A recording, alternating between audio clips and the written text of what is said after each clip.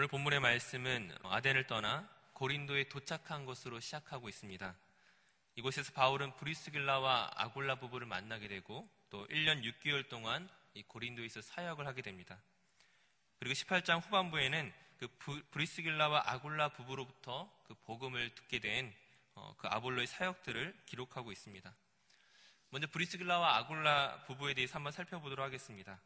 오늘 본문 2절 말씀을 보시게 되면은 아굴라는 본도 태생의 유대인이었는데 로마의 글라우디오 황제 때에 로마에서 추방을 당했다고 말하고 있습니다.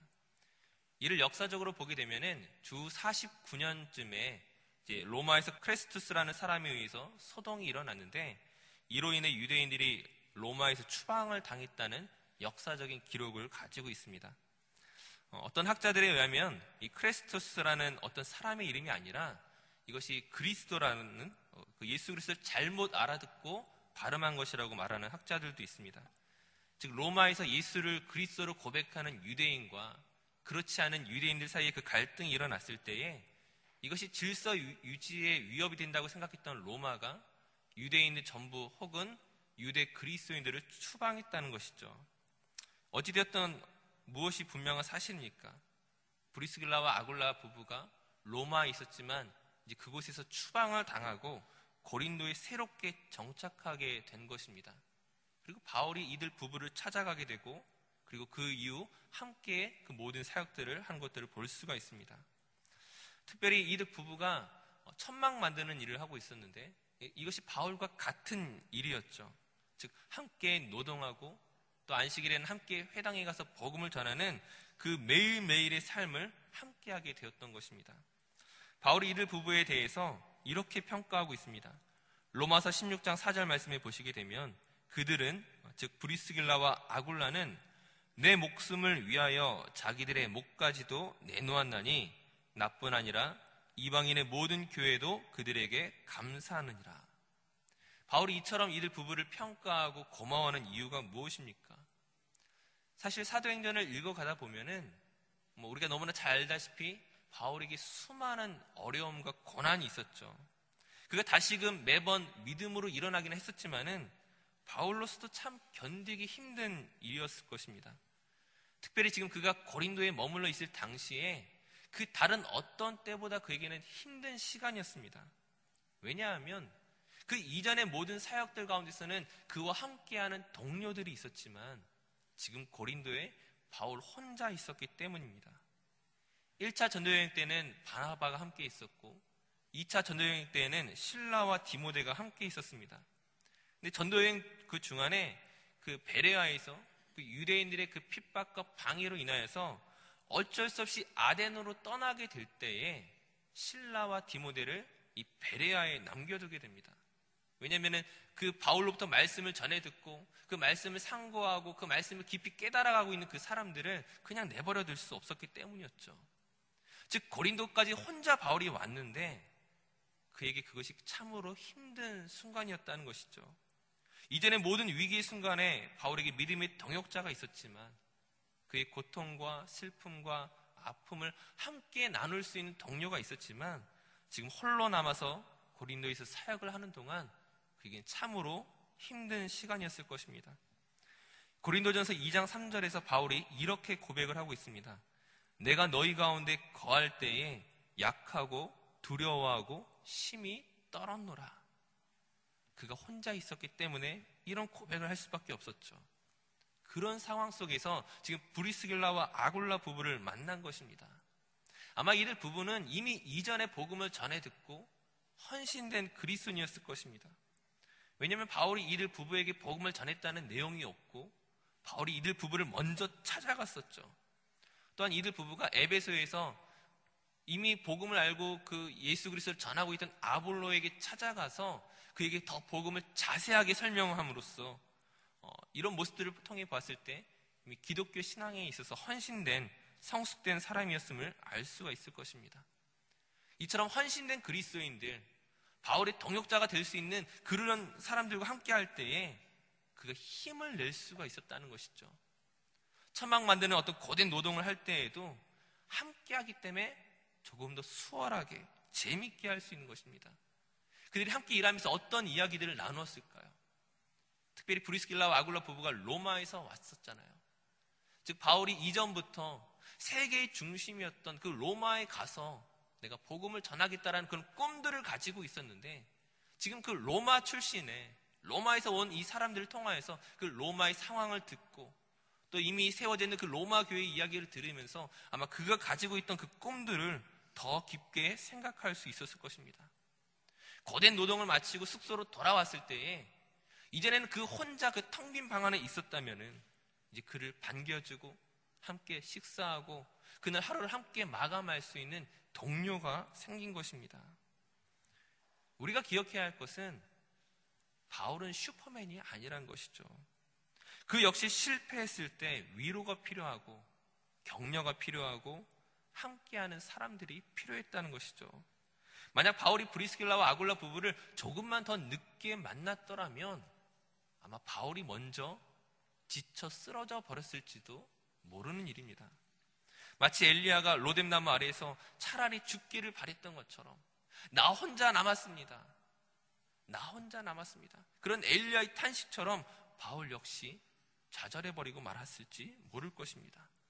하지만 그런 바울에게 하나님이 사람을 보내신 것이죠. 이제 곧 이어서 본문 5절을 보시게 되면은 실라와 디모데가 마게도니아로부터 내려와서 이제 바울에게 합류한 것을 볼 수가 있습니다. 5절 말씀을 한번 같이 읽도록 하겠습니다. 본문 5절 말씀 함께 읽습니다. 실라와 디모데가 마게도니아로부터 내려오매 바울이 하나님의 말씀에 붙잡혀 유대인들에게 예수는 그리스도라 밝히 증언하니, 바울의 동역자가 늘어감에 따라서 바울이 더 힘을 내는 것들을 볼 수가 있죠. 그 혼자만 있을 때는 위태롭고 어렵고 내가 두려워 심히 떨었다고 말했던 그 바울이지만 이제 브리스길라와 아굴라 부부가 오고 또 실라와 디모데가 왔을 때에 하나님의 말씀에 붙잡혀 유대인들에게 예수가 그리스도라고 밝히 증언하니, 힘있게 증언하니, 이것은 바울이 사람을 의지한다는 것이 아니라 하나님께서 일하시는 방법들을 보여주는 것이죠. 성경은 영웅을 만들어내지 않습니다. 함께 이 모든 것들을 만들어가는 것이죠. 그 바울의 동역자들을 통하여 그 영적인 지원과 기도와 그 격려와 섬김을 통하여서 1년 6개월 동안 그 고린도에서의 사역을 힘있게 밀고 나갈 수 있었던 것입니다. 그런데 이어서 본문 12절에 보시게 되면은 이제 갑자기 상황이 바뀌는 것을 볼 수가 있죠. 갈리오가 아가야 총독이 되었을 때에 유대인들이 바울을 고소합니다. 이 구절이 어떤 것들을 보여주고 있습니까? 바울이 1년 6개월 동안 고린도에서 그 복음을 전하는 동안 그 바울에게서 고소할 어떤 명분이나 잘못을 찾지 못했던 유대인들이 이제 총독이 바뀐 틈에 그 혼란스러운 시기에 그동안 찾을 수 없었던 그 바울의 잘못과 그 어떤 문제들을 트집을 잡고서 고소한 것임을 볼 수가 있죠. 당연히 갈리오 총독 역시 너희들의 법과 너희들의 관습과 너희들의 언어에 대한 것들은 너희 알아서 해결하라, 그 일에 관여하고 싶어 하지 않았습니다. 그러나 동시에 그 유대인들이 폭력 사태로 이 문제를 해결하려고 하는 것에 대해서도 간섭하지 않았었죠. 즉 바울이 이전에서 사역했던 것과 마찬가지로 지금 이 갈등의 문제가, 특별히 폭력적인 문제가 점차 커지는 상황 속에서 바울이 어쩔 수 없이 고린도 교회를 위하여 자신이 떠나는 것들을 결정하게 됩니다. 바울이 에베소로 가게 될 때에 우리가 주목해야 볼 것은 브리스길라와 아굴라 부부 역시 바울과 함께 간다는 것이죠. 즉 로마에서 추방당해서 지금 고린도에 새롭게 이제 터전을 잡았는데 그 새롭게 일군 그 터전을 다시금 버리고 바울과 함께 에베소로 가는 것입니다. 바울의 모든 것을 함께하고 섬기는 이 부부의 모습을 우리가 생각할 때에 바울이 어떤 감정을 느꼈을지를 충분히 알 수가 있습니다. 이어서 본문 18장 후반부에는 아볼로에 대해서 설명을 하고 있죠. 이 알렉산드리아 출신인 아볼로는 굉장히 뛰어난 사람입니다. 오늘 본문 27절 이하에 보시게 되면 아볼로가 성경으로서 예수가 그리스도임을 증언하는데 공중 앞에서 힘있게 유대인의 말을 이겼다라고 말하고 있습니다. 즉 그가 언변에 있어서 얼마나 뛰어난 사람인지 우리가 알 수가 있는 것이죠. 오죽하면 바울이 그 아볼로 때문에 말 못하는 사람처럼 여겨질 정도였습니다. 바울이 말을 못하는 사람입니까? 그가 언변에 부족한 사람입니까? 우리가 사도행전 그동안 말씀을 보았을 때에 그가 얼마나 힘있게 복음을 전하고 논리적으로 말씀을 전합니까? 루스드라에서 복음을 전할 때 사람들이 바울을 보면서 헤르메스라고 말합니다. 그의 말에 능력이 있기 때문이죠. 뿐만 아니라 아덴에서도 여러 학자들 앞에서 복음을 전하고 그들과 논쟁하였습니다. 그 아덴의 학자들과 논쟁한다는 것이 그가 평범한 실력과 언변으로 할 수 있는 일들이 아니란 것이죠. 즉 다른 어디에 가서도 바울이 말 못하는 사람이라는 어떤 평가를 받은 적이 없는데 지금 고린도에서만큼은 그가 그런 평가를 받지 못했다는 것이죠. 고린도서 10장 10절 말씀에 무엇이라고 말합니까? 그들의 말이 그의 편지들은, 즉 바울의 편지들은 무게가 있고 힘이 있으나 그가 몸으로 대할 때는 약하고 그 말도 시원하지 않다 하니, 그 말이 시원하지 않다라고 평가하는 이유가 무엇이겠습니까? 정말 바울이 말을 못하는 사람이어서가 아니라 그 고린도 교회에 누가 있기 때문입니까? 아볼로가 있기 때문이죠. 고린도 교회 4개의 분파가 생겼을 때에 베드로파, 바울파, 난 누구의 파도 아닌 예수파, 그리고 아볼로파가 있었습니다. 즉 아볼로의 어떤 지위와 명성이 바울에 못지 않았다는 것이죠. 특별히 그의 언변과 그의 실력이 출중함으로 인해서 바울은 말이 시원하지 않은 그런 사람이 되었습니다. 하지만 사람들이 이렇게 편가르기를 하고 있을 때에 바울과 아볼로는 어떻습니까? 그들은 그렇지 않았다는 것이죠. 고린도전서 3장 6절에 바울이 이렇게 말합니다. 나는 심었고 아볼로는 물을 주었을 때 오직 하나님께서 자라나게 하셨나니. 바울은 자기가 심고 아볼로가 물을 주었다라고 말합니다. 단지 이것은 서로 간의 어떤 그 역할의 차이가 있음을 보여주는 것만이 아니라 대등한 아볼로의 지위를 이야기하고 있는 것이죠. 하지만 아볼로 역시 그의 탁월한 재능과 실력이 있음에도 불구하고 그것을 바울과 경쟁하는 도구로 사용하는 것이 아니라 하나님의 일에만 전심전력했던 사람이었습니다. 고린도전서 16장 12절에 이런 내용이 있습니다. 형제 아볼로에 대하여는 그에게 형제들과 함께 너희에게 가라고 내가 많이 권하였을 때 지금은 갈 뜻이 전혀 없으나 기회가 있으면 가리라. 바울이 아볼로로 인하여 질투하거나 시기하지 않고 아볼로가 역시 쓸데없는 경쟁을 하지 않습니다. 지금 고린도 교회의 유익을 위하여서 바울이 아볼로에게 고린도에 갈 것을 권하고 있지만 지금 아볼로가 그것을 거절하고 있는 거예요. 자신이 고린도에 감으로 인해서 그 바울의 영적 권위에 손상을 입힐까봐 그것을 사양하는 모습을 볼 수가 있습니다. 즉 저 사람만 없으면 내가 더 인정받을 텐데, 내가 저 사람보다 더 뛰어남을 증명해야 될 텐데, 이런 마음이 아니라 서로를 존중하고 세워가는 모습이죠.